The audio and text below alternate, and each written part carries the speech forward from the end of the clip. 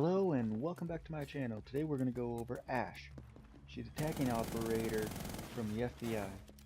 She has two different primary weapons you can choose from, and they are the G36C and the R46 assault rifles. Her secondary weapons are the M45 Musoc and the 5.7 USG handguns. She has two different gadgets that you can use, being the breach charges and smoke grenades. You can have 3 of each. Her unique gadget is the M120 Krem. It has 2 breaching rounds. Using this gadget you can breach walls and floors from afar without exposing yourself. You can take out deployable shields, barbed wire. She has 3 speed, 1 armor, making her an extremely fast operator, able to rush into the objective if so be it. So let's get right into her weapons. We're going to go over her G36C, her R4C, the M45 Musoc, and the 5.7 USG. First we're going to take a look at the R4C and the M45 Musoc. So here we have the R4C and its specs. It has a 41 damage, a 860 fire rate, 50 mobility, and a 30 magazine capacity, 31 if you include the one that's already in the chamber. This weapon can only be fired in a fully automatic or a semi-automatic fire modes. So let's take a closer peek at the recoil pattern. It gets pretty erratic after that first shot. By your fifth, you're kind of firing over its head if you're aiming mid-stomach. So you got to be really careful in controlling your fire bursts. Recommendation of bursting only, but we'll see that a little bit more in depth when we fire the weapon.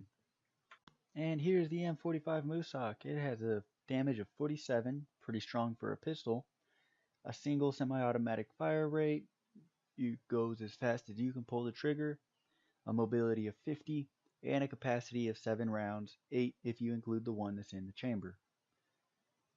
Looking at the recoil pattern, it is pretty inaccurate, at least in my opinion. When I use this weapon, I very rarely use it except to take out cameras because I would normally have it suppressed. So here we have the R4C live fire. Started off with a mag dump fully automatic, and as you saw, it skyrocketed up. Couldn't even finish the entire magazine because the last 11 rounds were going to hit above target, hitting off of my target area. And then we went into a semi-automatic controlled fire, and that hit every time, same spot. I mean, that comes generic with almost every weapon fired. If you give it the time to reset, it will come back and hit target every time. Then we do a mag dump on the semi-automatic, and as you saw, it jumped up. The first couple shots jumped up, and then it remained in that area the entire time.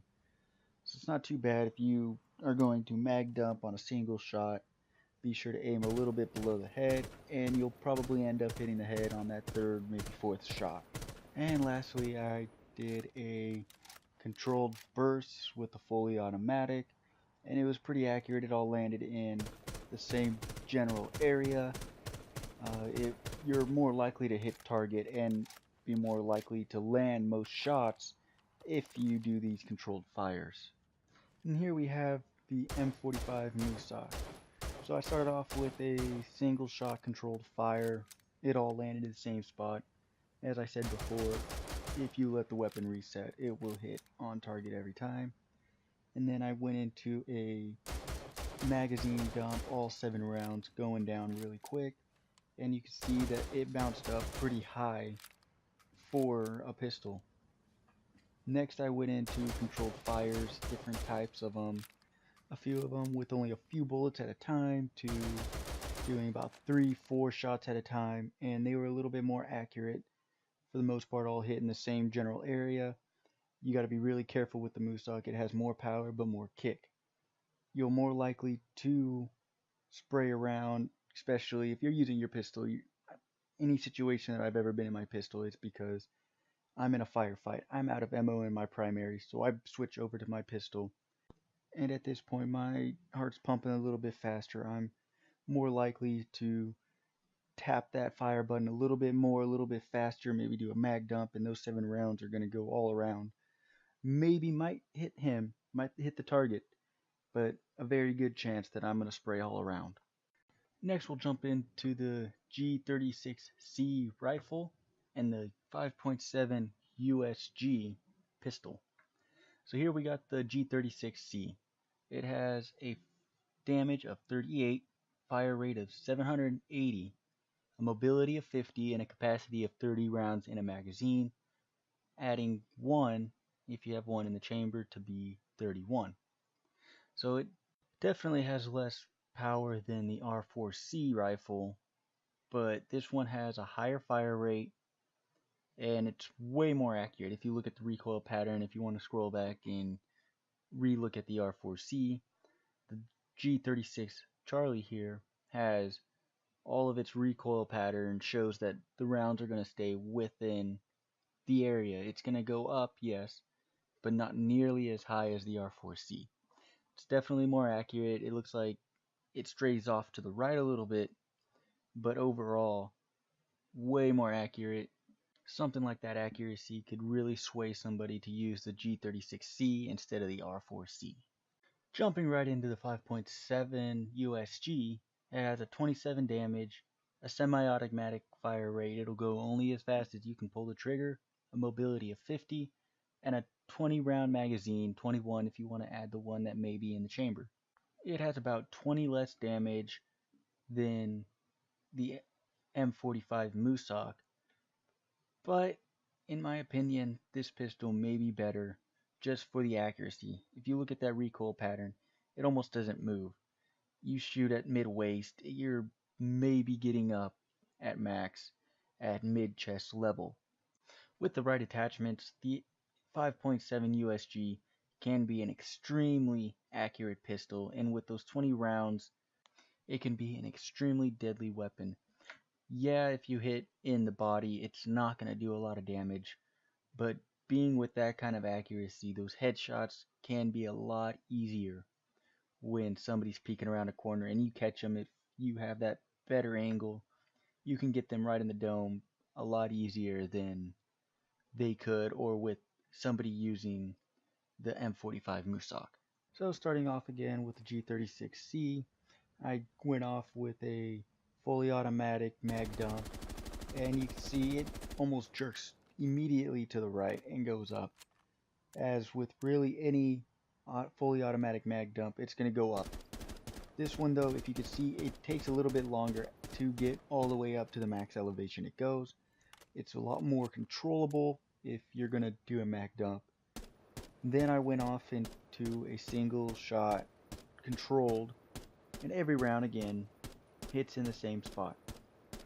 Going off next with a controlled bursts of single shot semi-automatic. It was pretty much accurate. It almost didn't move. All those rounds hit in the same area. It expanded a little bit, the little circle, but they all hit.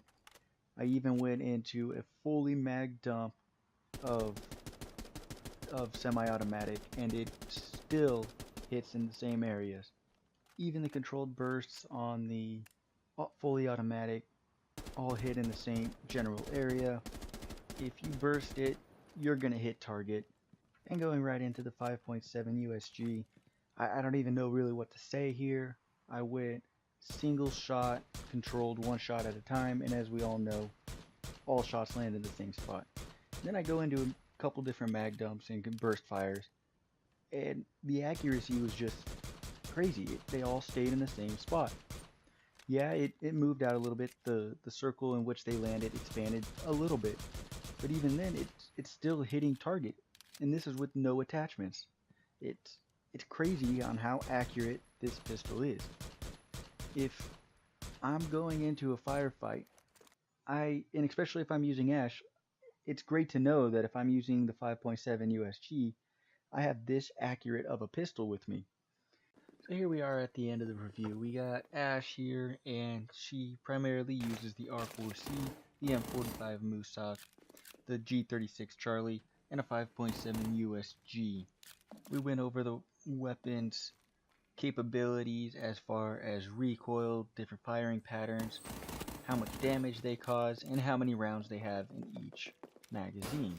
Now what we haven't talked much about is her M120 Creme, her unique gadget that has two breaching rounds where it is basically a little grenade launcher that fires a breaching round at any distance, and she can breach walls, doors, floors, really windows, really anything from a distance, from afar. So think about it like maybe how I used to use her way back before Glass got its update, probably earlier on in the years. It I would breach one of the master bedroom window on house so that Glass didn't have to use any ammunition to break down the window, and he was able to have a clear view into the master bedroom. Now, of course, there are many different ways that you can use her breaching rounds. Like I've seen a lot more now that they use it for vertical gaming. They'll breach from above on a floor or and have a look down on the lower levels. They'll breach the ceilings and have a view of the higher levels. They use them for destroying the deployable shields, C-wire for quick entry. It's a very versatile gadget that can be used in many different ways. The use of the gadget really just comes in to how you and your team decide to use it for the kind of strat that you guys are going for.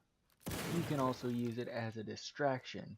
If you have more teammates alive still, more than just you can set up a breaching charge on a door or a wall going into the objective and run around to the other side using her gadget to open up another wall and using that breaching charge to blow the first wall. So now that way there's two different angles now open into the objective area, and now the defense has to make sure that they can cover both, and maybe they're looking at one versus the other, and you can get an easy flank. And overall, Ashe, in my opinion, is one of the most versatile operators. She can be used at a very early level if you're just starting the game now, or even for those people that have been here for years since the game released. She's still being used by those high level guys that have been with the game.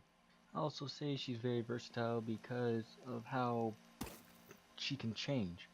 If you want to use the R4C, throw an ACOG on there, sit outside a window and pick off people one by one, you can do that. Or you can use the G36 Charlie and run on hand. You have a small compact gun, a little bit less damage, but a lot more accurate for those close range encounters.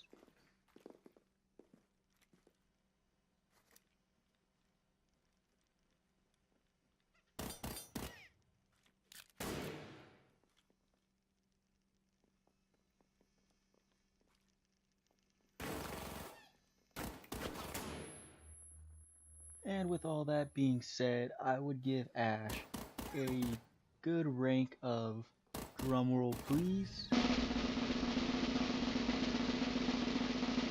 8.5.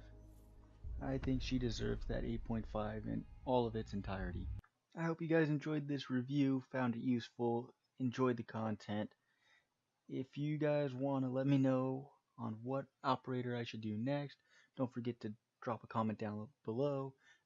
Don't forget to subscribe and click the little bell on the right side of it so that you can maintain updates on every upload I have.